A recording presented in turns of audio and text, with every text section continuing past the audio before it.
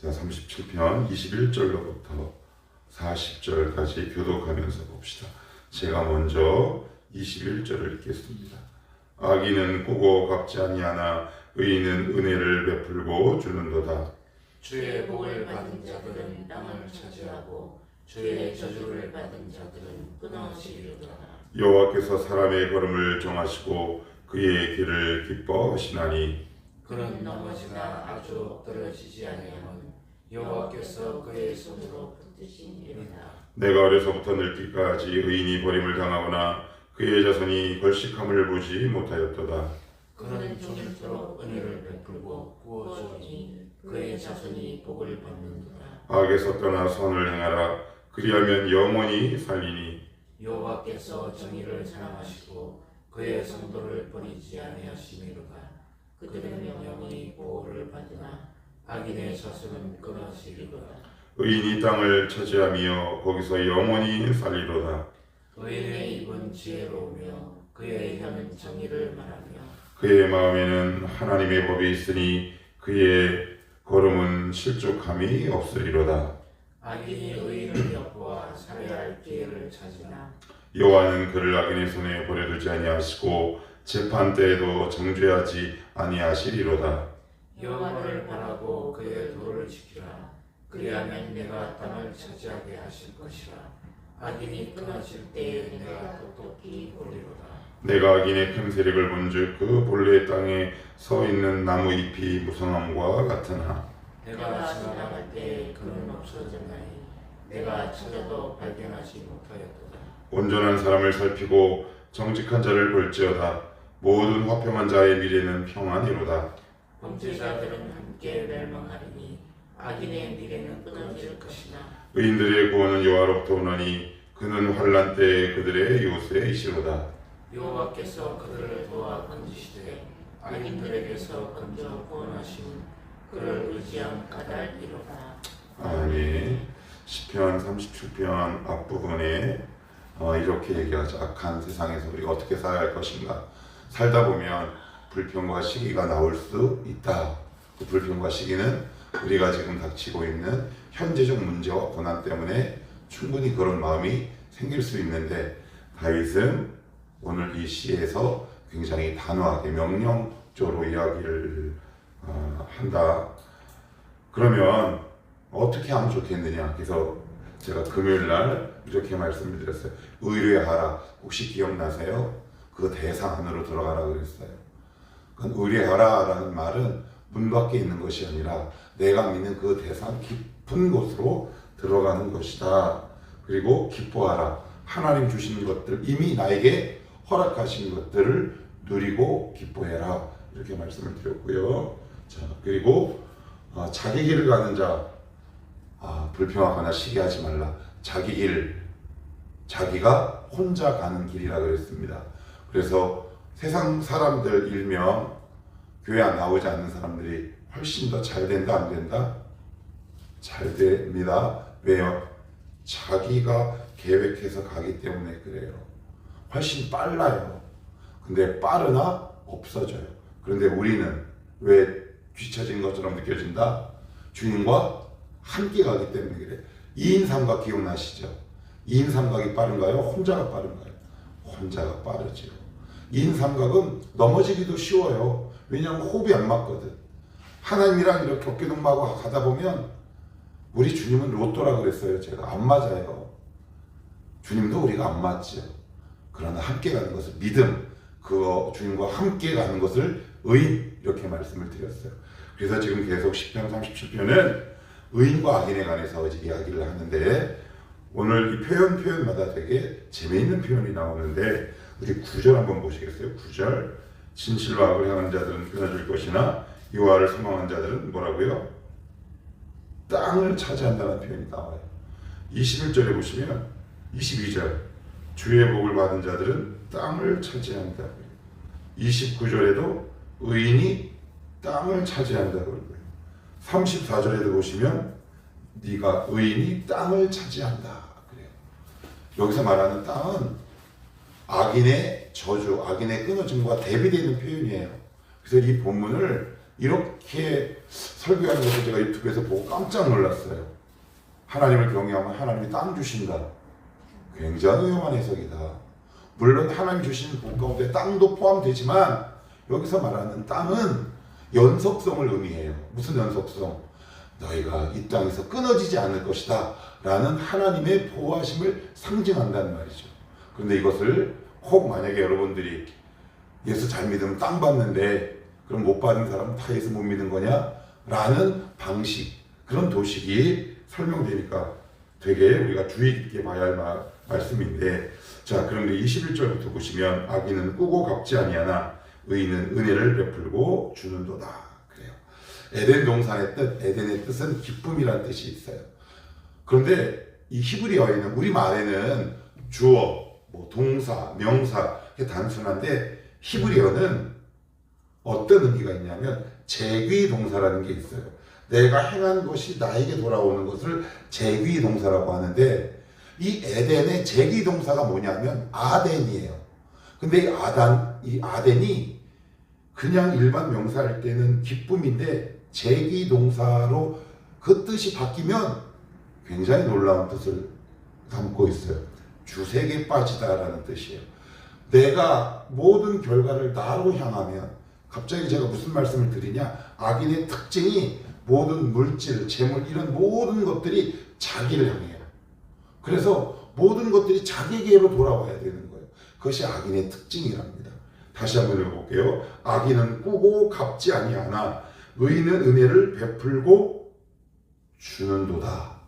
여기서 물론 빌린다라는 의미도 있지만 더 궁극적인 의미는 악인의 특징이 있대요. 그럼 뭐예요? 무조건 내가 가져야 된다. 무조건 내가 취해야 된다라고 고집하고 말하는 거죠. 그래서 성도들은 어떻게 해요? 우리는 의인이잖아요. 하나님과 날마다 씨름하고 관계 맺으며 살아가는 거룩한 성도들이잖아요. 그래서 내가 지금 끊임없이 뭔가의 종착역이 나를 향하고 있지 않는가? 하나님이 나에게 주신 그 모든 시간, 물질, 사람들이 나를 향하면 그 뜻이 뭐다? 주색에 빠지는 거죠. 기쁨이 아된되는 거예요. 주색에 빠지다. 그래서 악인의 특징은 뭐다? 뭔가가 이렇게 좋으면 나에게로 반드시 돌아와야 돼요. 내가 모든 곳에 집결지고 종착역이라는 말이에요. 하나님은 그걸 기뻐 보지 않으신다. 근데 의인은 오히려 반대다. 뭐라고 얘기하느냐면 의인은 은혜를 베풀고 주는도다. 이거를 화살표로 표현하면 의인은 화살표가 나를 향하고, 악인은 화살표가 무조건 돌아서 나를 와야 되고, 의인은 저쪽으로 가야 되는 거죠. 그러니까 이 두 부류의 차이가 엄청 큰데, 그러면 이런 사람들의 특징은 뭐냐? 이런 사람들의 특징은 끊어지는 거예요. 악인의 특징은. 그래서 이렇게 얘기하죠. 22절, 주의 복을 받은 자들은 땅을 차지하고 주의 저주를 받은 자들은 끊어지리로다. 그래요. 그러니까 여기서 땅을 차지하고 라는 표현이 나왔으면 그 다음에는 땅을 잃어버리고 라는 표현이 맞아야 맞는 표현이죠. 그런데 끊어진다 라는 표현은, 여기서 땅을 차지한다라는 말은 우리가 이 땅에서 계속 의인의 후손은 이어짐을 오늘 상징적으로 이야기하고 있다. 그래서 23절 또 이렇게 얘기합니다. 여호와께서 사람의 걸음을 정하시고 그의 길을 기뻐하시나니. 이 두 가지 의미가 담겨져 있어요. 주께 의지하는 의인은 하나님께서 신실하게 인도하신다라는 말도 있고, 두 번째는 이런 의미도 있어요. 우리가 우연히 뭔가를 행한 것 같으나 하나님의 입장에서 보면 하나님이 계획 안에 우리의 모든 삶의 결정이 그 안에 담겨져 있다. 우리가 우연히 뭔가를 한 것 같아도 하나님 안에 있다라는 뜻을 담고 있는데, 자, 우리 24절은 같이 한번 다시 읽어볼까요? 24절입니다. 그래서 의인의 후손을 이야기합니다. 시작. 그는 넘어지나 아주 엎드러지지 아니함은 여호와께서 그의 손으로 붙드심이로다. 5절까지. 내가 어려서부터 늙기까지 의인이 버림을 당하거나 그의 자손이 걸식함을 보지 못하였도다. 그래요. 24절 말씀을 드리면 여기서 넘어집니다. 의인도 넘어진답니다. 성도 넘어져야 안 넘어져요? 넘어져요. 그래서 제가 예전에 주일 설교 때 이렇게 말씀을 드렸어요. 성도는 전투에서 질 수 있다. 그러나 전쟁에선 지지 않는다. 우리의 삶을 살다 보면 넘어지고 실족하고 시험에 빠져서 우리가 약간 이탈하는 경우도 있지만 아주 넘어지지 않는다라고 얘기해요. 그러니까 이 말씀이 왜 중요하냐면 유독 자존심이 강한 분들 가운데 한 번 넘어지는 것을 굉장히 치명적으로 치명상을 입는 사람들이 있어요. 그래서 모든 것이 끝난 것 마냥 일어나지 않으려고 하는 사람들이 꽤 많다. 그런데 우리가 꼭 기억해야 할 것은 성도가 의인이 신앙생활 인생을 살다 보면 넘어질 때 있다. 그 넘어지는 경우가 뭐다? 전투에서 지는 거예요. 전투가 큰 개념입니까? 전쟁이 큰 개념입니까? 전쟁이죠. 전투에는 질 수 있지만 우리는 전쟁에서는 질 수 없는 존재들이다. 그래서 여러분 넘어져요. 전쟁터에 나갔는데 늘 걸어 다닙니까? 전쟁터에서 늘 고개를 빳빳이 들고 걸어가면 여러분들 금방 죽습니다. 전쟁터는 계속 넘어질 수밖에 없어요. 포복도 하고요. 엄폐도 하고 은폐도 해야 되는 거예요. 그러니까 인생이 그래요. 우리 어제 말씀 봤잖아요. 다윗 어때요? 넘어졌어요? 안 넘어졌어요? 심하게 대차게 넘어졌죠. 무릎이 까인 정도가 아니에요. 온 영혼의 상처가 남을 정도로 넘어졌지만 그런 다윗이 인생이라는 전쟁에서 졌습니까? 지지 않았다. 하나님이 그를 다시 세우세요. 만약에 이 말씀을 듣고 있는 분들 가운데 내가 지금 넘어졌거나 이 전투에서 넘어진 생각이 들거든 여러분의 인생 전체가 실패한 것이 아니다. 오늘 이 말씀을 붙들고 다시 일어나시기를 축복하고요. 그리고 25절에는 이렇게 얘기합니다. 내가 어려서부터 늙기까지 의인이 버림을 당하거나 그의 자손이 걸식함을 보지 못했다. 이렇게 이야기합니다. 하나님이 내가 하나님 앞에 몸부림칠 때 이 나의 하나님 앞에 몸부림이 반드시 내 믿음의 후손에까지 이어짐을 이야기해요. 그래서 여기서 말하는 걸식은 두 가지 의미가 있어요. 제가 주석을 찾아보니까 하나는 하나님의 은혜가 후손에까지 간다라는 의미도 있고 어떤 학자는 조금 더 물리적으로 표현해서 이렇게 얘기해요.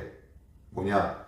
쉽게 얘기할게요. 너 예수 잘 믿잖아. 그러면 네 후손이 어렵지 않게 살 거야 라고 해석하는 주석가들도 있어요. 근데 저는 두 가지를 다 지지해요. 왜요? 하나님께서 누군가를 보호하실 때 늘 영혼만 보호하세요. 하나님은 우리의 물리적인 것도 채우세요.